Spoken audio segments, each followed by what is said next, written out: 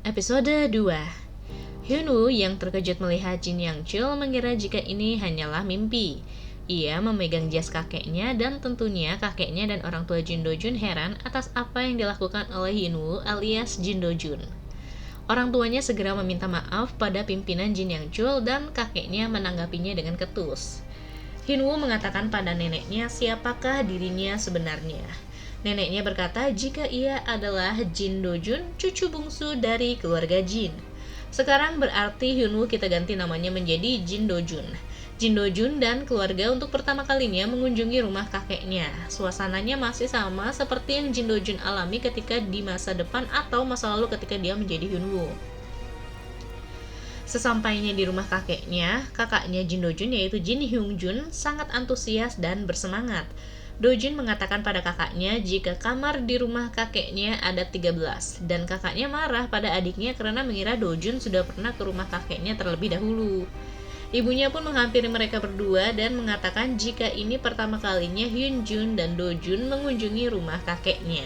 Do-jun melihat-lihat keadaan sekitar rumah kakeknya dan orang-orang yang ada di sekelilingnya. Scene beralih pada para menantu yang sedang berada di dapur bersama dengan ibu mertua mereka. Para menantu ini mencari muka dengan ibu mertua, berlomba-lomba siapa yang terbaik, dan sang koki hanya tersenyum tipis. Ibu Jin Do-jun yaitu Lee Hae-in datang ingin membantu, tetapi justru diabaikan dan dirundung oleh kakak iparnya. Do-jun yang melihat ibunya diperlakukan seperti itu hanya terdiam dan melihat saja. Lalu Do-jun berjalan dan melihat kakeknya berada di ruangan bersama dengan koleganya. Adegan beralih pada Jin Yang Chul yang sedang makan sushi. Putra sulungnya Jin Yong-ki mengatakan jika bahan lokal Korea masih kalah dibandingkan dengan Jepang. Tentunya hal ini membuat ayahnya marah dan bertanya pada koki, berapakah jumlah butir nasi yang digunakan koki Jepang untuk membuat sepotong kepal sushi. Tentunya koki ini tidak tahu. Jin Yang Chul yang mengetahui mengatakan sejumlah 320 butir nasi dalam sepotong sushi untuk makan siang. Saat makan, asisten Jin Yang Chul membisikkan jika ada para tamu dari Chongwado atau Rumah Biru ingin bertemu dengan Jin Yang Chul. Ia pun segera bergegas ke sana. Mereka berjalan menuju ruangan bertemu dengan para tamu. Di jalan, ia berbicara dengan anaknya Jin Yong-ki, seorang CEO dari Sunyang Electrics, dan asistennya tentang berapa keuntungan dari penjualan, dan mereka mengatakan kita menjadi nomor 1 di negara sendiri tetapi nomor 2 dan masih kalah unggul dari Jepang. Tentunya hal ini membuat Jin Yang Chul yang sangat kompetitif kesal karena perusahaannya bukanlah nomor 1 di dunia. Lalu neneknya Lee Pil-ok mengajak putra bungsunya dengan keluarganya bertemu dengan ayahnya dan memperkenalkan anak-anaknya yaitu cucu dari Jin Yang Chul. Tentunya Jin Yang Chul marah melihat anak bungsunya karena tidak mau meneruskan perusahaannya. Anak bungsunya itu justru beralih ke industri hiburan perfilman karena bagi Jin Yang Chul industri hiburan tidak menghasilkan uang banyak. Jin Yang Chul mengatakan pada istrinya untuk melempar garam agar tidak ada pengemis di pestanya. Jin Yang Chul menyindir putra bungsunya. Ibunya mengatakan pada Jin Yoon-ki agar jangan memasukkan ke hati omongan ayahnya. Dan Jin Dong-ki mengatakan pada adiknya agar pelan-pelan saja dan mengajak mereka makan. Lalu Jin Do-jun teringat akan sesuatu. Mengapa ia tahu tentang semua silsilah keluarga Jin, tetapi melupakan tentang Jin Do-jun dan hanya informasi 42 yaitu Jin Do-jun lah yang tidak dia ketahui. Ketika Hyunwoo berusaha mengingat tentang Jin Do-jun, kepalanya sakit. Dan ia bingung dengan keadaannya sendiri, mengapa dia tidak memiliki informasi atau ingatan sedikit pun tentang Jin Do-jun. Setiap berusaha mengingat Jin Do-jun, pikirannya kosong. Lalu tiba-tiba Do-jun melihat Seung-jun remaja masuk ke ruangan barang antik milik kakeknya.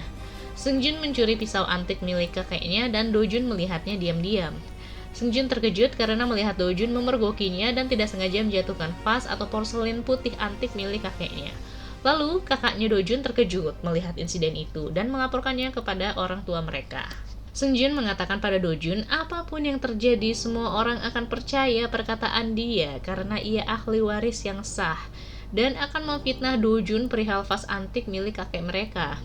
Do-jun menyeringai dan mengatakan ternyata Seung-jun ketika remaja sudah benar-benar kacau juga. Seung-jun pun marah dan ingin meninju wajah Do-jun yang tampan. Untungnya orang tuanya pun datang, jadi Seung-jun tidak jadi dihajar. Para orang tua terkejut karena vas porselen antik milik ayah mereka pecah dan Seungjun memfitnah Dojun lah yang memecahkannya. Tapi tentunya Dojun tidak mau diperlakukan tidak adil. Ia pun mengatakan yang sebenarnya jika Seungjun lah yang memecahkan porselen milik kakeknya karena Dojun memergoki Seungjun mencuri barang antik kakeknya. Dan Dojun menunjukkan buktinya, barang yang Seungjun masukkan ke saku jasnya. Seungjun yang terdesak pun akhirnya meninju Dojun, membuat semua orang terkejut dan kakeknya pun tiba-tiba datang. Jin Yang Chul pun menghampiri Seungjun, lalu tiba-tiba Dojun mengingat jika ini tahun 1987, di mana pada saat itu kejadian Seungjun memecahkan porselen kakeknya dan pertama kalinya Seungjun dimarahi oleh kakeknya. Kakeknya mengatakan pada Seungjun jika ia tidak bisa mengendalikan emosinya, maka hal itu akan mempengaruhi perusahaan dan nasib keluarga dan mata pencaharian orang lain, yaitu pegawai perusahaannya. Dojun berkata, bukan kualitas yang memadai pada seseorang yang akan menjalankan bisnis, yaitu Sun Yang. Ia mengetahui semua perkataan kakeknya dari buku autobiografinya. Ibunya melihat heran dari belakang. Dojun bergegas berlari menuju rumah kedua orang tuanya ketika ia menjadi Hyunwoo. Di sana ia melihat aktivitas kedua orang tuanya di masa lalu. Lokasi tempat dan suasananya sama persis seperti yang ia rasakan. Ia masuk dan memesan makanan. Ibu Hyunwoo memberikan plester dan Dojun pun menangis.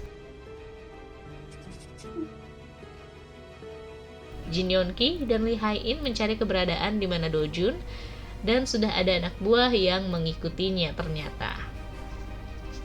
Sesampainya, Lee Hae-in pun menghampiri Dojun dan orang tua Hyunwoo hanya melihat heran Dojun.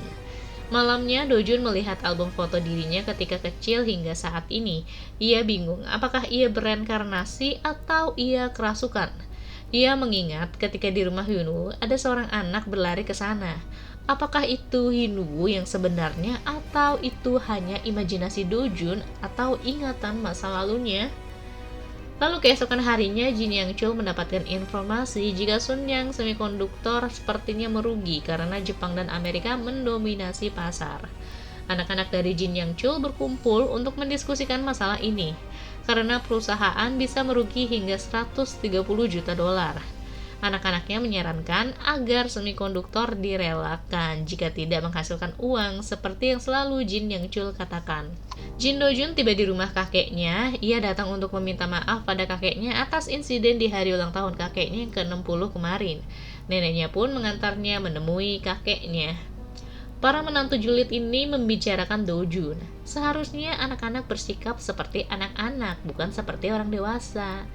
Mereka berkata, apakah Dojun naif atau bodoh? Dojun menunggu di ruang tamu dan melihat koran berita tentang pencalonan presiden. Dua calon bermarga Kim sedang berseteru untuk tidak melakukan pencalonan tunggal. Lalu ada Jin Hwa-young dan suaminya Choi Chang-jae membahas tentang dana kampanye. Di sini sepertinya suaminya diperlakukan seperti pelayan oleh Hwa-young, mungkin karena si Jin Hwa-young ini lebih berkuasa dan kaya. Jin Yang Chul dan anak-anaknya berdebat tentang pemilihan presiden dan calon mana yang akan pantas menerima uang dari Sun Yang Group. Mereka pun keluar ruangan. Di luar, Dojun sudah menunggu kakeknya, tetapi sayangnya kakeknya tidak ingin bertemu dengannya. Tentunya Dojun tidak kehabisan akal, ia mengatakan akan mengganti vas kakeknya yang pecah. Paman dan tantenya meremehkan Dojun. Dojun mengatakan jika vas bunga itu seharga 5 juta dolar.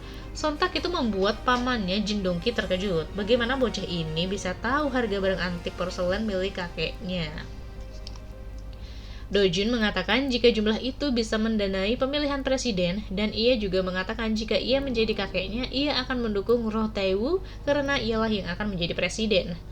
Dojun juga mengatakan pada mereka jika suara mayoritas tidak akan menang karena tidak akan terjadi pencalonan tunggal. Hal yang ia beritahu ini bisa mengganti vas bunga kakeknya yang pecah.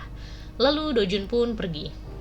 Baru beberapa detik, tiba-tiba Direktur Kim memberitahu jika ada pengumuman pemilihan presiden jika Kim Yong Sam dan Kim Dae Jung tidak akan melakukan pencalonan tunggal. Mereka berdua mencalonkan menjadi presiden. Tentunya hal ini membuat paman dan tantenya terkejut karena apa yang dikatakan Dojun benar. Dan kakeknya yang mendengarnya dari dalam ruangan melihat berita dan terkejut juga. Ternyata apa yang dikatakan Dojun ini benar. Di sini Dojun jatuhnya seperti anak indigo ya, yang bisa meramalkan kejadian yang akan datang. Ini jangan-jangan anak indigo seperti ini ya, atau anak-anak jenius pengalamannya. Dojun yang sudah di dalam mobil menuju pulang, dipanggil kembali masuk oleh kakeknya. Mereka berdua berbicara didampingi oleh sekretaris Lee dan mengatakan jika kakeknya harus mendanai Rotewu di saat masih posisi 3, karena pasti akan membantunya dan memudahkan kakeknya. Tetapi ketika sudah posisi 1, maka ia akan menyia-nyiakan bantuan dari kakeknya. Lalu kakeknya bertanya pada Dojun seperti sebuah kuis, apakah ada cara untuk udang mengalahkan paus? Tentunya Dojun tidak ingin gratis, ia ingin hadiah dari kakeknya jika berhasil menjawab pertanyaan itu. Adegan beralih pada Jin Yongki yang memberikan sesuatu ke seseorang klub pendaki rakyat untuk mengakhiri era kediktatoran militer. Lalu ada Jin Dongki yang menemui calon presiden Rotewu dan memberikan sebuah kunci kendaraan. Apa yang dikatakan Dojun benar-benar terjadi. Scene beralih pada Dojun bersama dengan keluarganya. Dojun membaca koran dan kakaknya sepertinya sedang asik membaca cerita bergambar. Saat Dojun melihat majalah bisnis, ia teringat akan kuis dari kakeknya dan ia mengetahui jawabannya. Ia pun segera bergegas menelepon neneknya untuk berbicara dengan kakeknya dan neneknya mengatakan jika kakeknya melakukan perjalanan bisnis ke Baghdad. Di sana kakeknya menandatangani kerjasama dengan negara Irak. Di rumahnya Dojun menanyakan kapan kakeknya akan pulang dan kakeknya akan pulang pada tanggal 29 Oktober dengan nomor penerbangan KAL 828. Dan ia teringat akan kejadian di masa lalu di mana pesawat itu mengalami kecelakaan dan menghilang dari radar. Tentunya hal ini membuat ia khawatir dan segera menelepon layanan penerbangan untuk memberitahu jika ada penyerangan teroris pada penerbangan KAL 828 menuju Seoul, dan tentunya tidak ada yang percaya pada perkataan anak kecil. Dojun yang basah kuyup hujan-hujanan mendatangi rumah kakeknya untuk memberitahu pada neneknya agar kakeknya jangan pulang dengan pesawat penerbangan itu dan melakukan penundaan penerbangan. Akhirnya Dojun bisa menghubungi kakeknya melalui asistennya yang menuliskan pada secari kertas tentang jawaban dari Dojun dan perihal penerbangan. Tetapi Pak Kim sepertinya lupa letak selipan kertas yang ia tulis tadi, lalu Pak Kim menanyakan Pak Kim apakah ia kehilangan sesuatu, akan tetapi Pak Kim berbohong. Pesawat penerbangan kakeknya pun berangkat, dan di sana ada pimpinan Jin Yang Chul dan juga pangeran Arab yang sedang melakukan perjalanan bisnis. Tiba di tanggal 29 Oktober, Dojun dan keluarga sedang menonton berita dan benar saja pesawat dengan 95 penumpang dan 20 pramugari itu menghilang di Yangon, Myanmar. Mereka semua langsung berkumpul ke rumah Jin Yang Chul dan di sana Jin Yongki menelepon untuk memastikan. Dan ternyata benar, pesawat dengan nomor penerbangan itu mengalami kecelakaan. Seluruh anggota keluarga pun menangis atas kehilangan ayah mereka. Dojun merasa bersalah jika saja ia menyadari dari awal insiden itu mungkin kakeknya, pimpinan Jin Yang Chul, akan selamat. Lalu tiba-tiba, pimpinan Jin Yang Chul datang dan membuat semua anggota keluarga terkejut seolah-olah mereka melihat hantu. Sekretaris mengatakan jika pimpinan beralih ke penerbangan lain dan dengan cepat melakukan perjanjian bisnis lain.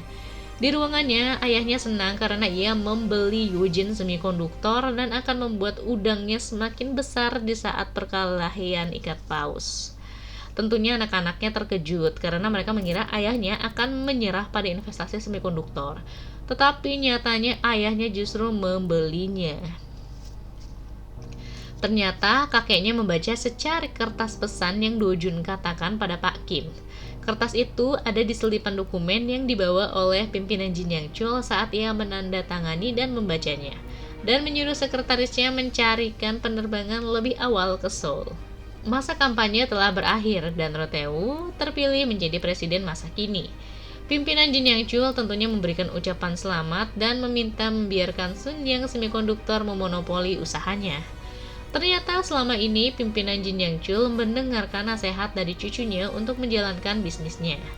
Kakeknya mulai curiga apakah Dojun mengetahui apa yang terjadi di masa depan. Ia mengkonfrontasi Dojun sehingga membuatnya gemetar. Tetapi Dojun berdalih jika ia mengatakan itu semua bukan karena bisa melihat masa depan, tetapi ia mengetahui isi hati kakeknya. Kakeknya tahu resiko dalam menjalankan bisnis semikonduktor. Ia hanya ingin ada orang yang mendukung suaranya untuk menjalankan bisnis tersebut. Sebagai hadiah, Dojun ingin kakeknya membelikan tanah di Bundang yang penuh dengan pohon dan tanaman karena jika diberi uang, nilai moneternya akan jatuh. Jika sudah dewasa, baru ia akan mempergunakan hasilnya. Dojun membuat kesepakatan dengan kakeknya. Ada hal yang tidak bisa kakeknya beli, yaitu surat penerimaan jurusan hukum Universitas Seoul, dan Dojun akan membawanya pada kakeknya. Setelah berbicara dengan kakeknya, akhirnya pimpinan Jin Yang Chul mengizinkan Jin Yun Ki alias putra bungsunya dan keluarganya untuk makan malam di rumahnya setiap akhir pekan. Hal ini tentunya membuat seluruh anggota keluarga terkejut dengan putusan dari pimpinan Jin Yang Chul. Dojun kecil berjalan hingga ia dewasa dan lulus dari jurusan hukum dengan nilai tertinggi pada tahun 1996 di Universitas Nasional Seoul.